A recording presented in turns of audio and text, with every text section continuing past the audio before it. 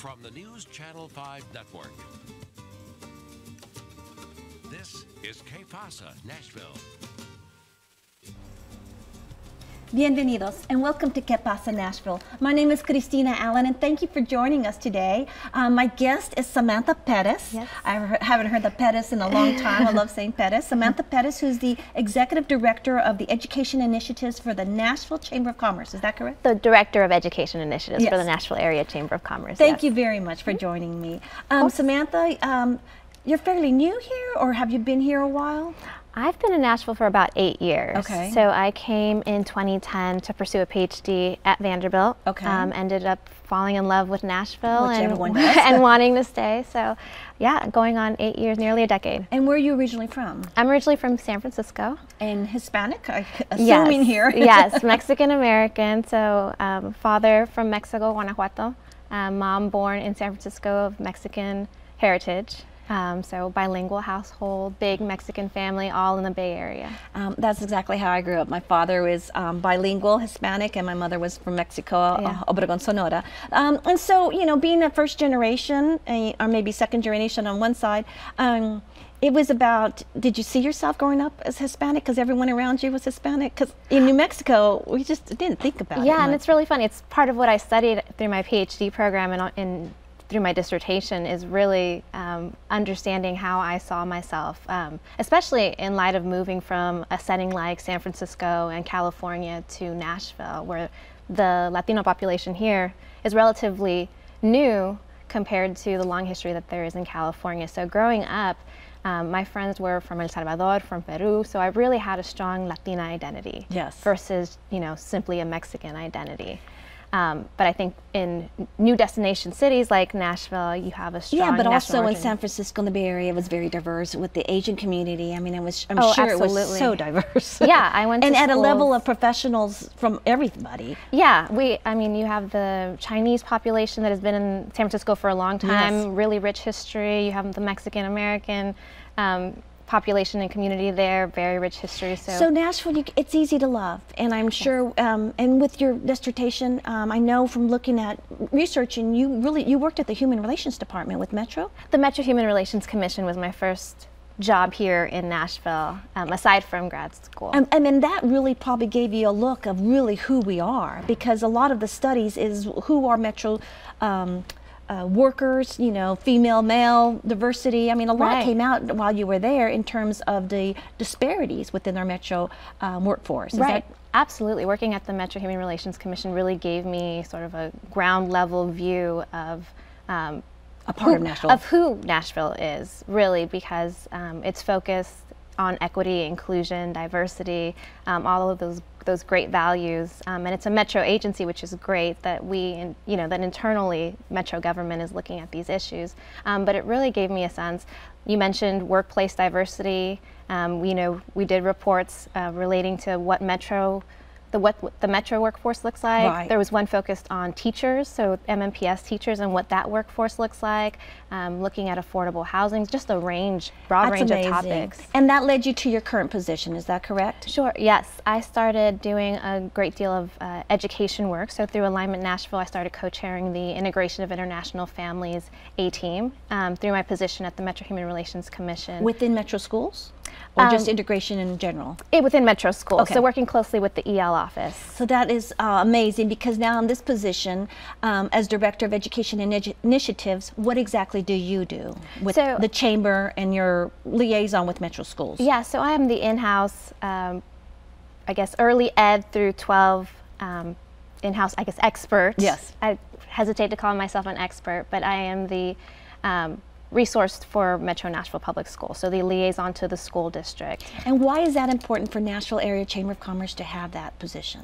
Education is a #1 priority, and so ever since— For our businesses? For our business community, yes. We can't have, our motto is we create economic prosperity by facilitating community leadership. So we really lean on our business members, the business community, to really roll up their sleeves and tackle some of the most pressing issues in our city, whether it be transportation or, in my case, education. So I really lean on our business members to support MMPS efforts. And within the chamber, I know you have an international cabinet that are global leaders, whether they're from the United States or abroad, that live in Nashville, that run amazing companies. Yeah. So education should be important, because not only may their kids be in the system, but these are their future workforce. Right, yeah. So any company, whether they're international or domestic, are going to, when they're thinking about relocating or expanding, are going to be looking to see what our school systems are like, what our kids are learning. Are there STEM or STEAM programs? That's a big sort of buzzword right now. Yes. Especially when you think of companies like Amazon that are looking to move to Nashville.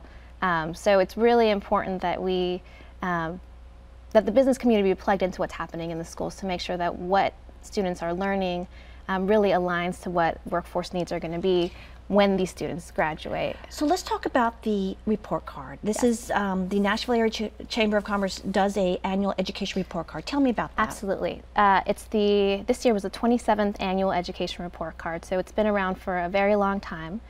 We convene a group of business and community leaders from all walks of life, different businesses, different sectors, nonprofit. Diverse. Diverse. That's definitely a priority. And they come together, and some of them are experts in education, PhD in education-related fields.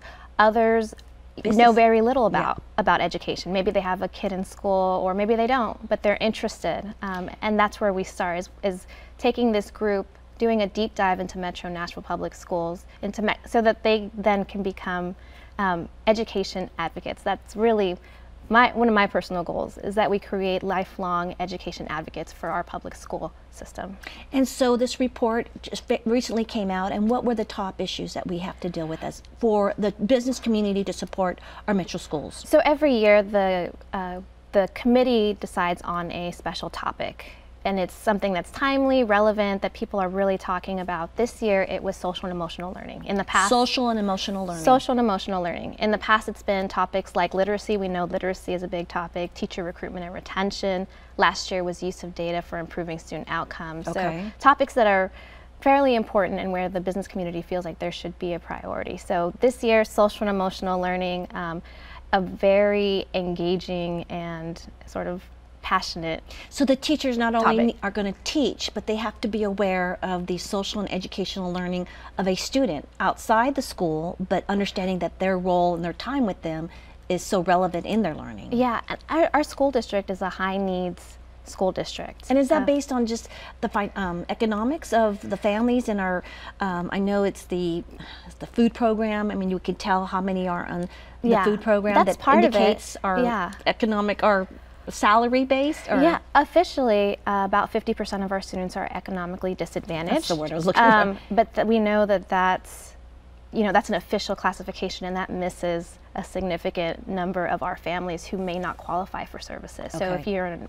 undocumented student, your parents are undocumented, you're not going to show up in the system as economically disadvantaged. So we know that number is actually higher than 50%. Wow. We have a growing EL population. We have, I think, something like 30,000 students out of the 85 that are from families where English is not learners, the first language. And I think that number is 88,000, of which 34% are English learners, and I think about 26% are Spanish.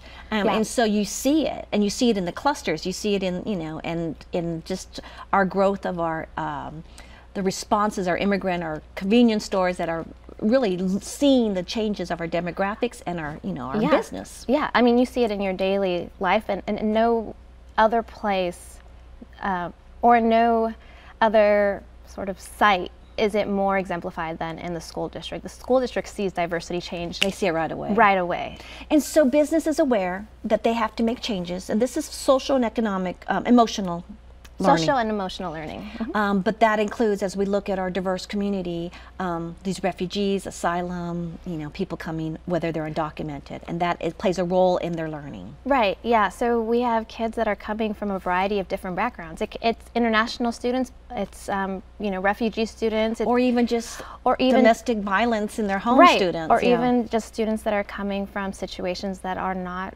ideal, And so what is this report? What were some of the highlights? So every year the report focuses on 5 different recommendations, and I'm not going to list them word for word because the language was really precise. But the first one was directed at the school board. So it was a call to end suspensions, expulsions, and arrests for students in pre-K through 4. God, and so young. Yes, and you know, there were cases in which young students were getting arrested, and so a call for that, and that was a policy that that Dr. Joseph put into place in November. Yes, so that's he good. called for that. So the school board just recently. So that's check. That's yes, good. well, and the school board just recently passed that resolution a few weeks ago. So that is actually implemented already, which is great news for us. There was a recommendation that was really looking at fostering effective principals as mentors. Okay. So we know that there are schools that strong leadership is important. Yes. And when you have a really strong principal, you want to ensure that there is some sort of succession plan, or that you have strong leadership that will follow when this principal may move up, you know, may move into central office, may go to a different school. You want to make sure that the momentum is there even after they leave. So really wanting to have some sort of mentorship program for we're going to put the website so you can, those that want to see it in detail, but what are some of the challenges that you see with this report? So what we found as a committee is that the expertise is there. And actually, Nashville is a national model for social and emotional learning. Wow. So if you look to the Collaborative for Academic and Social and Emotional Learning, CASEL, which is the national organization that works, focuses on SEL, they look to Nashville for some of our best practices. Why don't we know that? That's kind of like pretty big. Yeah, it's a big deal, and it's something we wanted to communicate in the report card. That is amazing. Yeah. So is it the need for everyone to be at par?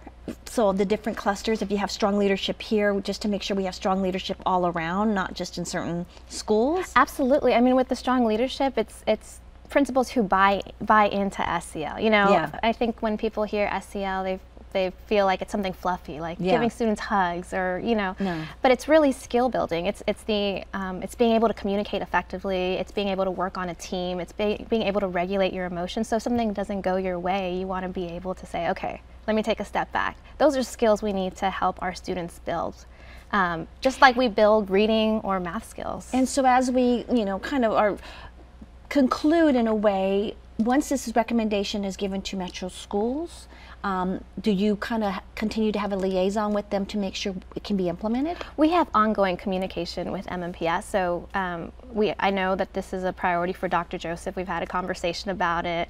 Mayor Briley is also, prior to the report card release, we sit down with both the mayor and the director of schools to allow them to see the report ahead of time, but to also talk about what next steps might be. And so we'll definitely continue. As I said, my goal is to create long life education advocates, and so our committee members become ambassadors for those recommendations. And my hope is that they carry them into the community and deliver that messaging. And I know that they were really engaged with this topic, and that is very exciting. Thank you very much, Samantha. Thank you for staying in Nashville.